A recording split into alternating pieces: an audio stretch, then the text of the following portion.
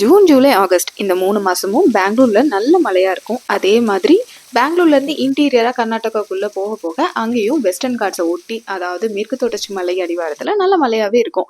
அதனால் நாங்கள் எப்போவுமே இந்த 3 மாதத்தில் ஒரு தடவையாவது கண்டிப்பாக அங்கே போயிட்டு வருவோம்.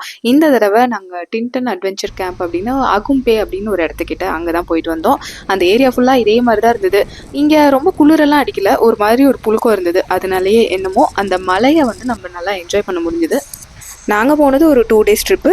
ஒரு நாள் ரெசார்ட்டில் ஸ்டே பண்ணியிருந்தோம். அடுத்த நாள் வீட்டுக்கு போகிற வழியில் ஸ்ரீமனை வாட்டர் ஃபால்ஸ், அதுக்கப்புறம் ஸ்ருங்கேரி சாரதா பீடம் இதெல்லாம் போகிறதா தான் எங்களோட பிளான்.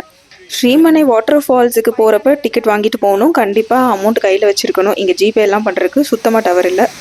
இங்கே நிறைய ஃபோட்டோ ஷூட் பண்ணிகிட்டு இருந்தாங்க. குளிக்கிறதும் தாராளமாக குளிக்கலாம், சேஞ்ச் பண்ணுறதுக்கெல்லாம் இடம் இருக்குது.